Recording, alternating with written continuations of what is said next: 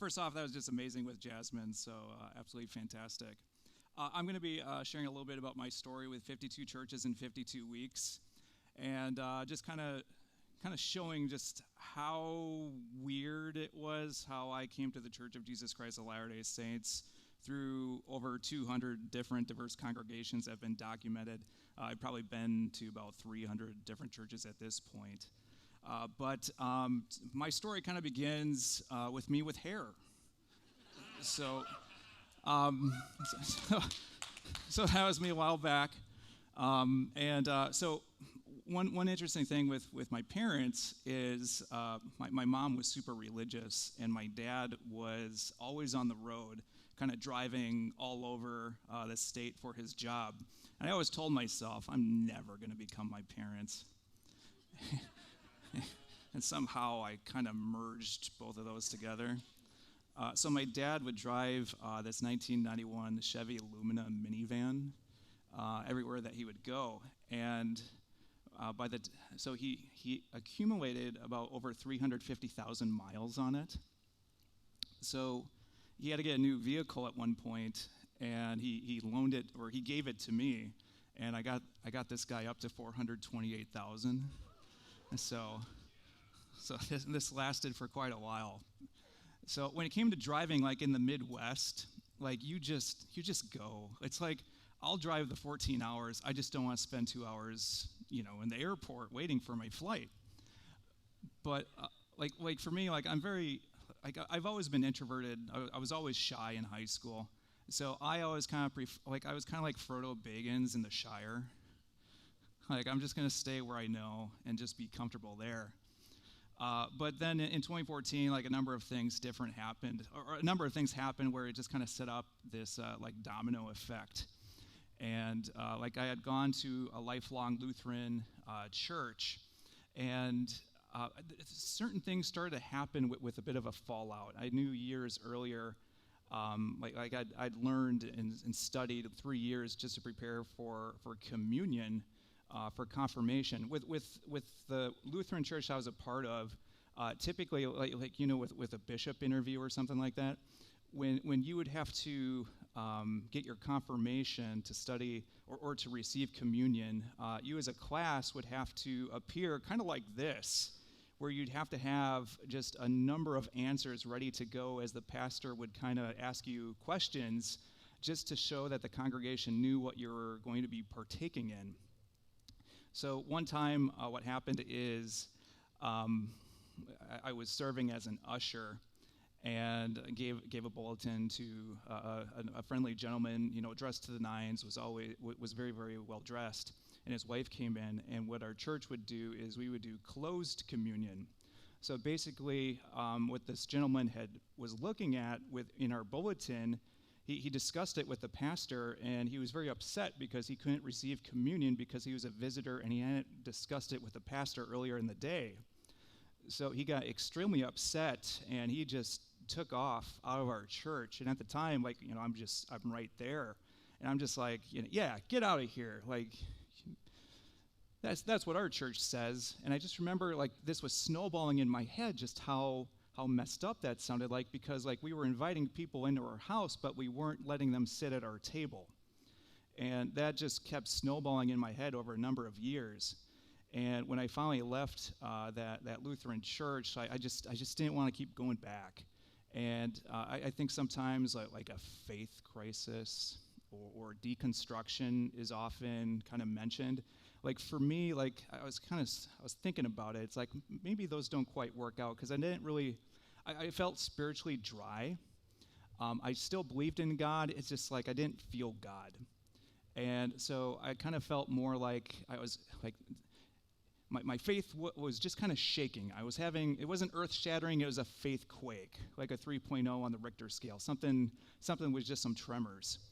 And I remember just not going to church, and just one night the idea popped in my head, 52 churches in 52 weeks. And I just sat on that for a long time.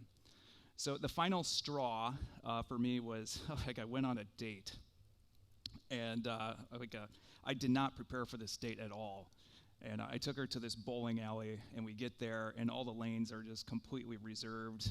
I take her to, this side bar, and like we get talking, and she is just glowing about her Foursquare church, and just how amazing the pastor is, and how amazing the community is, and just she just had like this 10,000 watt smile that was brighter than Thomas Edison's basement with the way that she was describing this church. And then she asked me about my church. And I was like, it's great. It's fantastic. The pastor does all these amazing sermons. And I just remember I was just kind of lying through my teeth. I was trying to attract her. And like, I just was not who I said I was. And that just bothered me after the date, and it didn't work out. Things kind of stalled and stilted after this conversation, and I just again remember that 52 churches in 52 weeks idea. Later on the night, I'm talking with my best buddy, and like we were mutual. We were combined with broken hearts and broken bats. So we like to talk baseball, and there was a baseball game that night that I want to talk with him as well. And he was complete atheist, like he was vegan, he was just completely different than I was. And here I was, I'm this religious guy, I always thought, and I'm eating McDonald's all the time and just give me all the bacon. And so he kind of like challenged me, where it's like, Dave, like you're not doing anything, like you just leave the Christianity stuff. Like if you come, join me with, atheism or whatever, like life will be just so much better. And I just remember mentioning to him about, this 52 churches in 52 weeks idea that I had in the back of my mind. And he's like, oh, that sounds interesting. I would read something about that. I'm like, okay, that sounds interesting. So he introduced me to this blog called medium.com. The very next morning, October 12th, 2014, I went to the nearest church near me. It was about, a Tom Brady Hail Mary pass away. I could just walk to it. And, I was kind of wondering, am I going to walk away with any deep theological type of insights from this? No. What happened instead is during the peace be with you and greeting everyone, all the sweet church ladies complimented my warm hands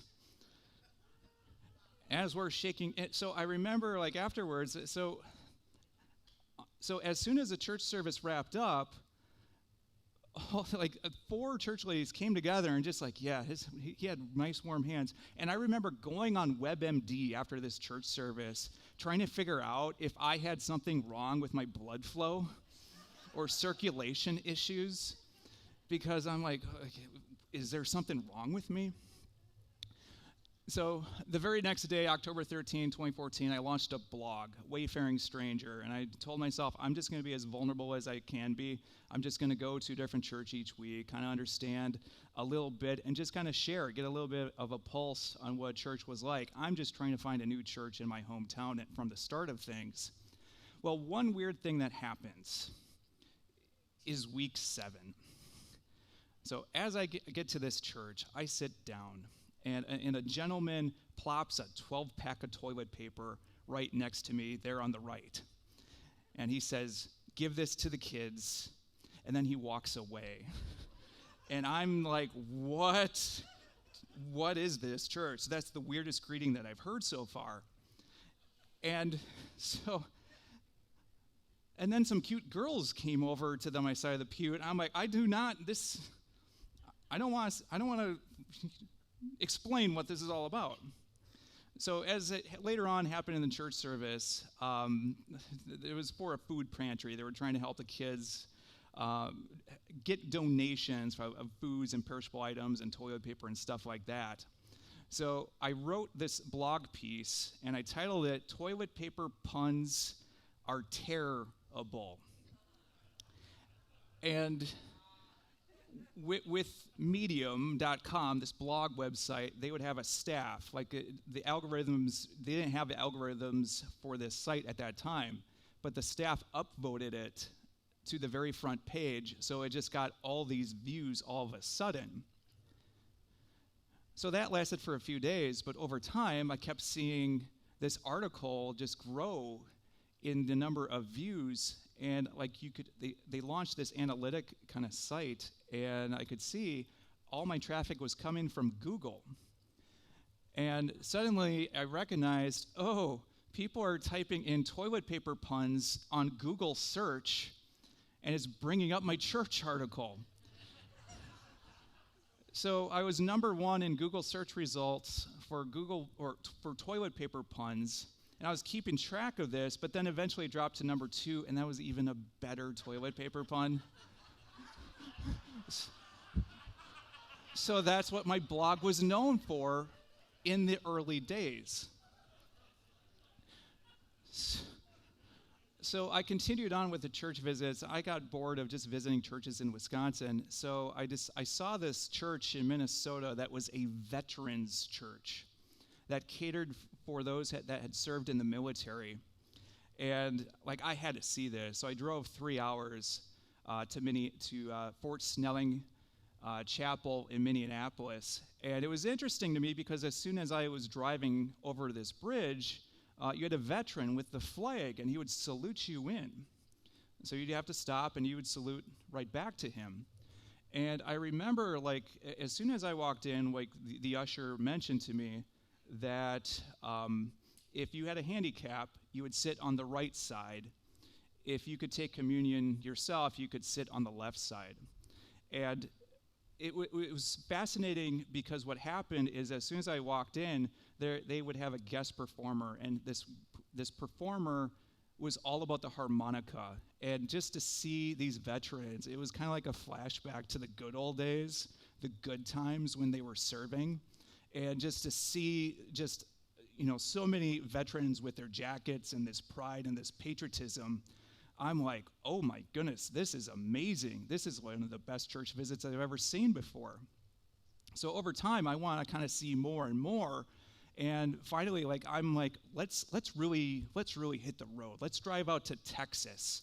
Let's kind of see what this whole Joel Osteen evangelical biggest church there is. What is that all about? So I drive out to Houston, Texas, the furthest I'd ever gone in my entire life at that point. And I get there, and I just see Joel Osteen books everywhere. As soon as I walk in, I see this giant poster of his book. I go in this bookstore. There's hundreds of books right there. I go in the bargain bin, more books over there. There's this gigantic aquarium right there. And I'm taking pictures because this is just so interesting to me. And I'm watching kind of the worship music. I had just got a smartphone. I didn't know how to operate it. So my video is all over the place. And I'm just so astounded by this. How is this all working? And I will never forget, I took a picture after the service, but right after all this music that happened, they gave out the tithing. It wasn't just collection plates. There were tithing buckets. And they passed these tithing buckets, across all the rows. And I threw in the most money I'd ever thrown into a collection plate. And I remember the Maryland couple next to me. And the husband went to reach for his wallet. And the sweet old lady from Maryland all of a sudden channels her inner Bruce Lee. And she just karate chops her husband's arm from going any further from his wallet. It was like she had just watched Kung Fu Panda with her grandkids earlier in the day because she just had perfect form. And I just remember that afterwards because I was so excited about this visit, but I just couldn't believe that this karate chop. It was just so crazy to me. So the very next day, I was trying to find an atheist church in Houston, Texas. And instead, I couldn't find where the church was, so I found this substitute that I thought was going to be this cowboy church somewhere in Texas, but instead, I found this crazy church called Fellowship Church in Dallas, Texas, and they were using a wordplay off of 50 Shades, the erotica popular movie and book series at the time. The pastor was trying to capitalize off of that by promoting his own book to help out with search engine results. So everywhere that I looked, there were things in the parking lot, there were things in their bookstore, and when I walked in, there were plenty of open seats. And I remember one of the assistants, just very forcefully told us all to kind of move forward and to corral ourselves in the front row. And what I ended up finding later on was that they were trying to do this sermon series as well to be found on Netflix. So when I found this on Netflix, I'm in the front row over here and just absolutely shocked that I'm a part of this. So all of a sudden, I'm seeing these different churches, and now I'm out of the Shire. Now I'm feeling like Frodo Baggins, Fellowship of the Ring. This is turning into an adventure because I don't know what I'm going to walk into next. Is it going to be toilet paper? Is it going to be, these aquarium with giant bookstores? All of a sudden, it starts to feel like Homer's Odyssey. I don't know where I'm going to end up next, and a part of me starts to realize, this is very biblical, with prophets of old who would go out into the wild unknown to not just find themselves, but also to find God. And all of a sudden, now my faith is on fire. The more I drive, the more excited that I get going to all these different types of churches. And, I'm finding, beautiful cathedrals, in New Orleans. I'm finding, the Church of Scientology in Minneapolis. And that was an interesting church visit because what happened in the beginning of that visit is I'm waiting for the chaplain, and it was about 15, 20 minutes after the start of service. And because I walk up back to the front desk, it's I'm here for the church service. Where is it? Why are you having me held back here? So he introduces himself with this.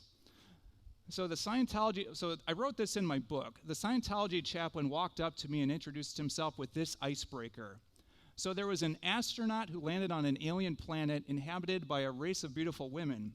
When he climbed out of his spaceship, the women approached and he saw that they were all some 20 feet taller than he was. One came up to him and asked, "I suppose you want to see our leader?" The astronaut looked up at her and replied, "Take me to your ladder. I'll see your leader later." And then he smiled with a smile that was wider than the Hubble Space Telescope, and my eyes were they were brighter than the Millennium Falcon with its brights on. I could not believe this was my introduction to this particular church. Then I went to Dayton, Ohio to go to what was this heavy metal rock church. So in the very front, what they would do is they would have this hearse with the flaming everything going on here behind a cemetery. And so services would start at noon because they didn't want any kind of excuse for someone sleeping in. So they didn't have coffee or drinks when you get there, but it was Monster Energy drinks instead. And they would start the service by everyone shouting, "Unleash the Kraken!" From Pirates of the Caribbean, I guess.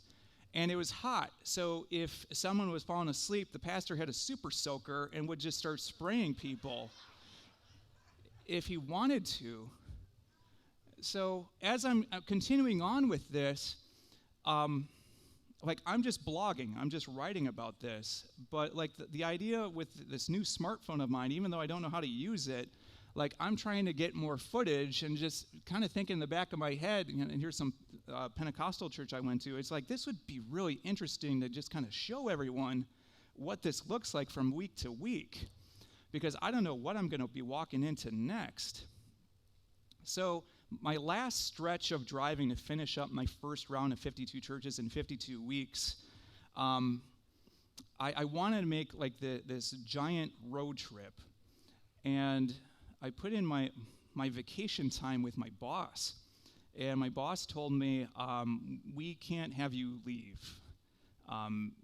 We're going to deny your PTO." And I'm just I got to finish this up. I want to finish this within the 52 weeks. So I put in my 2-week notice. And because I was that just devoted to this project. And yeah, so eventually, like a few days before they accept it, they brought me in the office, and they're like, we don't want to lose you. Like, you're too valuable to the team. Do your big finale, for this big road trip. So I take off from Wisconsin, and I go to St. Francis Xavier Catholic Church in Dyersville, Iowa. I hang a right, go to Cross Island Chapel in Oneida, New York. I go to St. Joseph's Abbey in Massachusetts because I understood like the monks would have church services, but they also brewed beer for some reason. Then I went to Manhattan to go to Redeemer. Tim Keller was a very prominent Protestant preacher at that time. And then I'm going to drive to L.A., from Manhattan to L.A. And as I'm driving, I get to Tennessee, right outside Nashville, and I get pulled over. And in Nashville and in Tennessee, like a lot of the state troopers, they kind of have this white type of, like, at first I thought it was like a white Bronco. I'm like, why are all the police officers driving OJ's car? But I get pulled over because I was tailgating. And the police officer asked me, where are you going? And I tell him L.A. And he's like, why are you going to L.A.? I mention church. So fortunately, I had all the bulletins in my back seat. So I mentioned to him, hey, I have the bulletins. I'm doing all these church visits. He just checks my record, and he just comes back with my driver's license, praying for you, hope you have a great drive, So after that, I made sure to always have a church bulletins in my back seat, just in case I ever got pulled over again, because you never know. So from Tennessee, I go to Arkansas for a church visit, go to Saddleback Church in California, go to the Chapel of the Holy Cross in Arizona, and then I drive back home, 101 hours, 6,658 miles. Very good afternoon. All right. Thank you, Captain. So this final stretch, I go 101 hours of driving, 6,658 miles is what Google told me. So my faith is on fire. I just could not believe I was able to accomplish all this, from starting from this little shire and just going cross country just for church. So I finish it up by posting this post a year later on Facebook, just kind of mentioning, I explored Catholic and Lutheran and Baptist and Methodist and Presbyterian and Episcopal and Greek Orthodox and Wesleyan and Quaker and Christian Science and Unitarian and Judaism and Baha'i and more and more and more. And it was kind of like a post where it's like, give me my flowers, I did all this. And I get one comment from a friend who mentions, why didn't you do a Mormon church? I was like, what's that? Of all these church visits that I made, I never had heard of the Church of Jesus Christ of Latter-day Saints. I was taking requests from friends as well, and no one had said anything to me. I was that much in the evangelical Protestant world to know. So over time, though, after I completed this, my light kind of began to dim a little bit because I didn't have this adventure going on anymore. And one of the strange things that happened out of all this is I didn't find a church home after all these church visits. Instead, I would listen to audio sermons. So I went to isolating, I went to substituting, and there was a part of me too where I was trying to jumpstart that spark again. So I would go to some of these churches a second time for those that I really enjoyed, but I could just never get back there. So I started to kind of convert the blog into a book, and that took me a very long time because it was a lot of editing. It was a lot of trying to finish up what I was already blogging about, marketing and promoting, and it just was a lot. And I still wanted to write because all of a sudden my passion for all this traveling to the different churches and experiencing and understanding and getting a heart or a pulse on what American churches were doing just kind of went by the wayside. So I mentioned in my last presentation, I met someone with some red flags. I had the rose petal glasses on. Like, I wasn't seeing through that. And after that, got married for about a year, and the church that I had been a part of for about a year and a half just completely disbanded me. And just due to a smear campaign.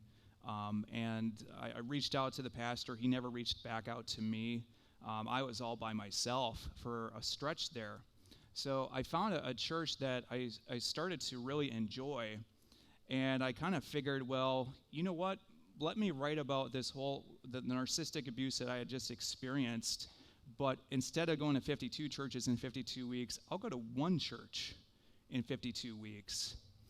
And I was getting really involved in this church for a few months, and then COVID. And COVID just wiped out everything that was going on. So anytime they would try and start church services again, they would all disband again.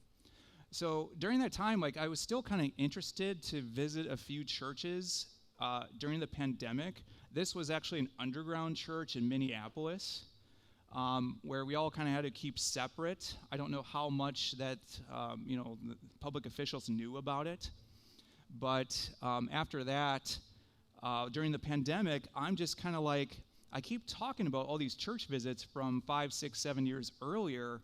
And I had a friend who was reading my blog, and because I had a few people who wanted to do what I had done and visit more churches, she started a blog called 26 Churches in 26 Weeks. And she posted an Instagram kind of talking about her experience just at the Scientology church that she had gone to. And I just remember thinking, oh, I could do that. That might be interesting. On top of that, the church I was going to, because we couldn't go to church at that time, had started a podcast himself. And it just kind of dawned on me, you know what, I listen to a lot of YouTube. Let me just kind of see how this all goes. But the problem was I was incredibly green, hence the background. So my first video did have sound. See if I can get that on there. But so overall, one thing I had learned from all the churches, and I should say with all the book writing and just kind of learning everything about that, was you wanted to produce evergreen content is what they called it. Like, you wanted to make videos that people would watch later. So I would do a video on Lakewood Church and Church of Scientology and Christian Science and just different kind of videos like that. And one thing that I try to do is I want to see what people would respond to if I did my best church visit, which was a toilet paper church at that time, and my worst church visit, which was the 50 Shades Church. And very early on, the most popular video was the worst church experience. So I had the red cardinals start to appear. There seemed to be something very coincidental that was going on there.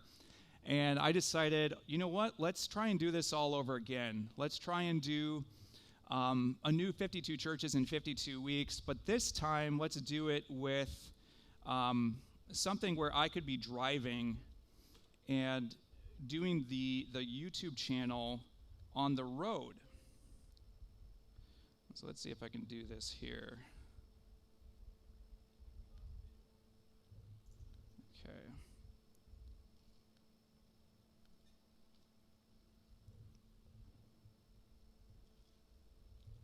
There we go.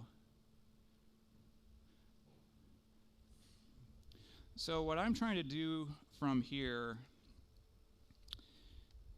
is I just start off at all the local churches that I had been visiting. I had been kind of rotating to get back on the road. And so I just start off in my hometown, go to one church that's just 9 miles away. I go to the second church, it's like 10 or 18 miles away. And then I go to the third one that's just 12 miles away. So I just keep it very simple. But as I'm posting on YouTube about these church visits, nobody's watching. It's just too local.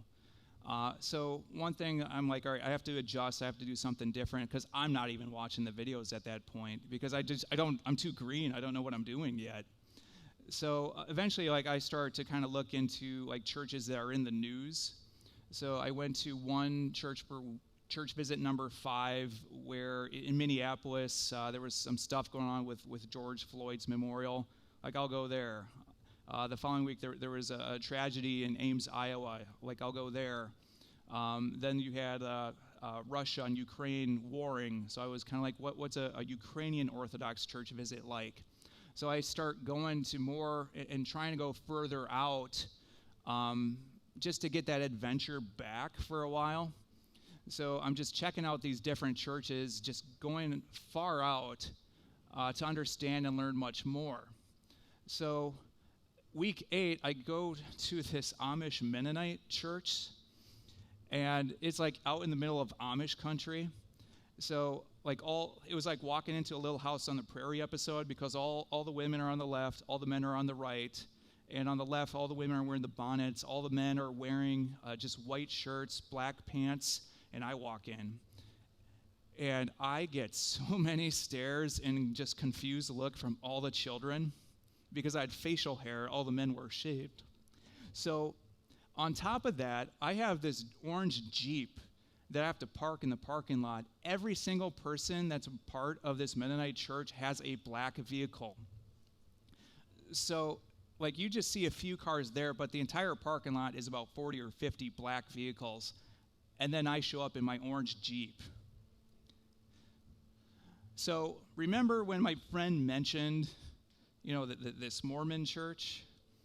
So, week 9, I decide to figure out, what do you wear to a Mormon church? Because with my YouTube thumbnails, I always try to at least kind of give a hint of what I was wearing for these different churches, or at least what someone was wearing. And yes, that is a Jedi, Obi-Wan Kenobi type of outfit. So I go to my first sacrament meeting for the Church of Jesus Christ of Latter-day Saints. I don't know anything about it. I see 2 red cardinals pop up again. That's having just spiritual connection to me. I go inside for this ward sacrament meeting. I don't know, like, I'm seeing the first vision portrait for the first time. I just learned who Joseph Smith was earlier in the day. I'm confusing Joe Smith for Joe Smith, the NBA basketball player, the number 1 draft pick in the 1995 or 1994 NBA draft. I was so confused by all of this. But yet, out of all of that, I was introduced to the missionaries. And I just remember, like, typically when I would go to these church visits, I just did not get a whole lot of response from a number of the churches I would go to. And with these young missionaries, like, they were just absolutely fantastic. They sat down with me for about an hour to an hour and a half, discussing different kind of things and just getting me, just helping me understand. And even from that standpoint, like, they were super excited because I'm this golden investigator, Like, I'm a T-ball for them to mention everything that's going on with this church. So over time, they transfer me to the missionaries I'm supposed to be assigned to. And we set up a phone call, and that's when I start to kind of learn a little bit about the Book of Mormon. And because one of the side projects I often would do with all these church visits is I wanted to see how churches would follow up with a first-time greeter. Because oftentimes, when I would leave my contact information, sometimes, like, no one would respond. Like, I just gave you my contact information. I just gave you my phone number, my address, and a lot of times I wouldn't get anything back. There'd be other times where maybe I get an email. Some of the best ones were typically like if someone would write a letter and just mail it to me. But this was completely different to me because the missionaries were actually they were doing something much different, whereas opposed to where I had seen so much marketing and promoting to try and kind of to attract you to this church, the missionaries were actually trying to set up a personal relationship, much like how Jesus Christ gives a personal relationship to all of us. So I found this very, very fascinating to me. So a few weeks I got sick. I try to find Faith, this walking trail sponsored by a church, as a substitute. Another red cardinal pops up there. And then I'm talking to the missionaries later in the week, and I'm telling them about this. And they're like, like, coincidences, like we believe you. I'm like, you do? My Protestant brain was like, this doesn't make any kind of sense. What is this? And so they invited me to a sacrament meeting. I was trying to visit all different churches, but because they were so kind, because I was so impressed by this, I thought I'd give them a shot. And then I'm having all this symbolism happen to me where I'm seeing 3 red cardinal birds before I go there. I'm seeing, like, the talk was about a hot air balloon. This is all just personal, like, spiritual connections in my own personal life. And it's just like, what is going on with this? So I found, like, a lot of respect talking with the missionaries because, like, I came from this background, from the Shire, where it's like, I'm used to where I came from, and I'm talking to the missionaries, and, they're mentioning that they're from Utah, they're from Idaho, they're from, different parts of the country, and, like, they are taking time away to help serve Jesus Christ, tagged on their hearts, So I'm finding I'm very impressed by this because like I get you, like you're going out into the wilderness, you're going out into the wild unknown as well to preach Jesus Christ. So then, as I make those videos regarding the Church of Jesus Christ of Latter-day Saints, YouTube will let you know what your audience is also watching. And for me, it was very different because I'm seeing all these different YouTube channels converging on mine, and I'm seeing pro-LDS content, and I'm seeing anti-LDS content. So I'm seeing the pro stuff where Saints Unscripted, Quick Media, Midnight Mormons, Christian Homestead. I'm trying to learn, like, what are these channels, but I'm also getting the antis with the Mormon stories, the Nemo the Mormon, Mormon discussion, Exmo Lex. So right now my audience is like it's a tug of war for those that are watching my content. Pastor Jeff with Hello Saints was very interesting to me because it was an evangelical perspective, and I was walking in as a Protestant evangelical myself, and he was having conversations with the pro base, and then MBR is Mormon Book Reviews with Stephen Pinecker. He's the one that kind of introduces me to understand a little bit more. He wants to invite me on because, hey, I'm a former Protestant or an evangelical myself. So I become friends with Stephen as he starts kind of inviting me into this world so I can understand more. So we do a conversation on his podcast, and there's a lot of interest, and it becomes one of his top viewed videos that he had done. I also appeared on Greg's show, just kind of sharing like a newcomer's experience with the Church of Jesus Christ of Latter-day Saints, completely unbiased, because I'm trying to be as unbiased with all these church visits as I can. And then Saints Unscripted reaches out to me, and they invite me to do an episode on their podcast right around General Conference in October of that year, and I don't know what General Conference is. So when they mentioned October, I didn't respond because I didn't know what it was, and I just kind of let that go by the wayside, and so we kind of lost contact, and I kind of figured, well, like I'm not really sure I want to get into this tug of war on YouTube. Like, I'll just continue on with more church visits. But one of the interesting things that I'm seeing from all this is my evergreen content, because now it's flipping. Now I'm starting to see where my worst church experience video is going down and my best church experience video is going up. And it's like, oh, like, that's interesting. The more I look into the Church of Jesus Christ of Latter-day Saints, it's so much more positive than what my viewers had been watching before that. So I start just doing more trips. I go to this biker church. For the podium, they have this giant motorcycle kind of thing. I go to this one cross in the woods in Michigan.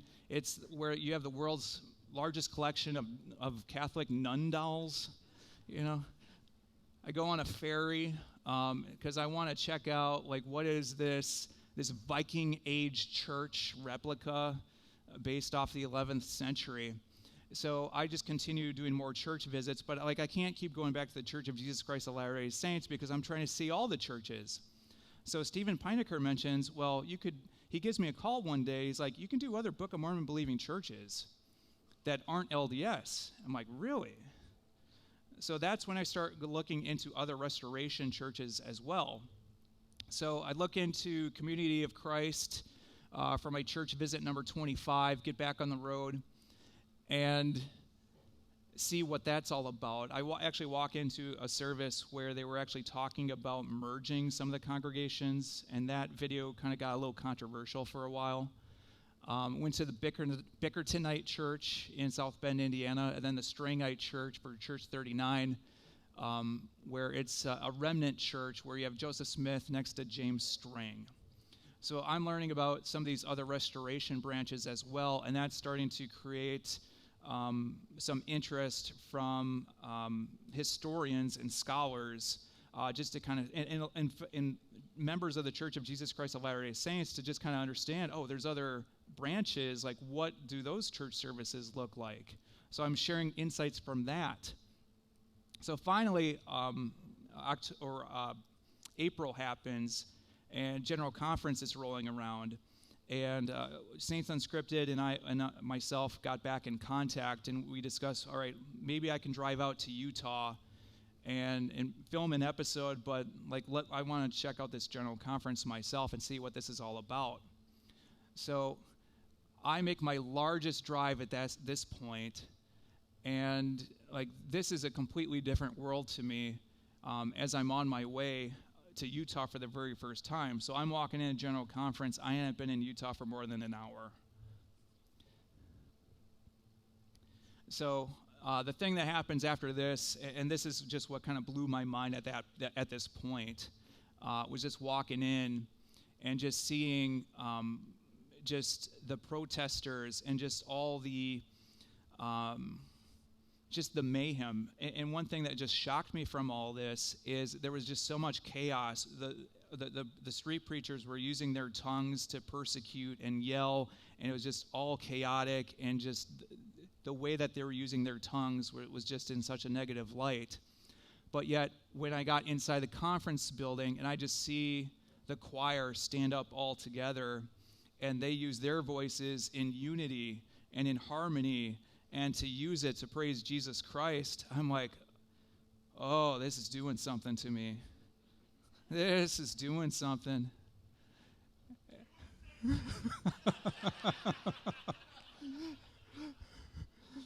that's what they want you to believe, right? So I finish up, so I post my video, and this goes viral. I want to say 380,000 views or so. And I'm just like, well, what's happening with my YouTube channel? This is weird. But then I had to finish this up with a snake handling church. And so I drive out to West Virginia to complete this round, and everyone is just, they are dancing like crazy. I wish I have the volume, but it's not going to quite work here. But this was a poster inside, and that snake actually bit the first pastor and passed away, actually. So they just and one of the things I think that helps with, and this is, so they invited me into the church. When a serpent preacher invites you into his basement, think twice. So I'm seeing all of this downstairs, and he's great, but at the same point, I'm just like, no, thank you. So he pulls this guy out. And so the funny thing about all this is I was told later that they were going to have the big service a few weeks later for their Memorial Day service. And that's when the big guys came out. Well, I got pulled over again. I was going through Illinois. And so he pulls me over. He's like, where are you driving from? I'm like, I just got out of a snake handling church in West Virginia. You want to check out the pictures? He's like, I do. He's like, you got pictures? I'm like, oh, I got pictures. So what he actually does is, he's like, is your record clean? I'm like, yeah, it's clean. So he's like, come to my car. So I get out. We go into his I'm sitting in the front seat with him, and he looks like Lou Ferrigno, this. He's just got muscle on muscles, and checks my record, and I'm just showing him the pictures of this church, or of the snake here, as that thing it's live. That's a live snake. So, like, a big part of me wanted to go to that church service for Memorial Day weekend. So after this, after that second round, I want to learn much more about the Church of Jesus Christ of Latter-day Saints. I want to understand even more so with the other restoration branches. So I immediately get invited to the Book of Mormon rally in Independence, Missouri, that combines the members of the Church of Jesus Christ of Latter-day Saints with Community of Christ and the Bickertonites and the Strangites and the Headrites, and just everyone kind of converges for this meeting. And it was just absolutely fantastic to just meet other members of the Restoration, because I'm seeing the power of the Book of Mormon, not just with members of the Church of Jesus Christ of Latter-day Saints, but with other Restoration branches. And I remember speaking with this sweet lady. I think someone told me that she was 98 years old, and she was a member of the Joint Conference of Restoration Branches, I want to say it's called. And she's just sharing just this beautiful story of her relationship with Jesus Christ. And I'm just like, this is amazing. I just want to keep learning more and more and more. Then I get invited to the John Whitmer Historical Association to also do a presentation about my visits to all these restoration branches, because no one had really done much with documenting it. And then I also was featured with Gospel Tangents and learning much more about restoration history. But then one weird thing happened is my channel became Catholic for a month. And I go to this nun monastery, and what's going on with this is they had Sister Wilhelmina, and they exhumed her grave, and after 4 years they found that the body hadn't decayed. And with the Roman Catholic audience, this became very viral for a while as well. So all of a sudden, I'm seeing all my viewers now Roman Catholic, and now I'm stuck. Now I'm what's going on here? Now we'll talk about a little bit of a tug of war going on. So after all this happens, I'm like, okay, that's great and all, but I still want to be understanding the Church of Jesus Christ of Latter-day Saints. And I had so many people who were mentioning, you have to check out a temple open house. So with this temple open house, this is the Twilight Zone to me. I kind of mentioned in my last presentation, because as soon as I'm walking in, this is just completely different to me. And I visit with the Bentonville, Arkansas temple, and I just so many people were curious just to see a Protestant view of this, who's going to be respectful, who wasn't going to be bashing anything about this. And that opened up the gates, because what happened from that is I didn't have a tour guide. I wasn't asking questions. I had so many viewers who were watching this video just being like, I wish you had a tour guide. And someone reached out to me from Utah who has a 10-year calling with the church communication department. She has a gold name badge. And it's that much of a calling. And she invites me, and at first, she has no presence on Instagram. At first, I thought it was a scam, a spam account, the Nigerian kind of thing, where it's they're trying to get your social security number. Because she's saying it's if you come out to Utah, we can get you a temple open house. We'll give you a tour personally, so you don't have to do what you did in Arkansas. So she gets me in that. So I trust her. I'm I'll give it a shot. I'll fly out to Utah. And this time I flew, because driving the first time was terrible. But I visit the Orem, Utah temple. I visit the St. George temple, and that changes everything. And then I really get into the discussions with the missionaries. And all of a sudden, I'm this golden investigator. So I'm not sharing it on my channel, but I'm starting to go to sacrament meetings at my local ward. And then Manti happens, and I'm just seeing this with kids falling down the hill, rolling down, and this huge amount of people showing up. And they put me on this cart, and I just put my phone on. Like, I cannot believe this line.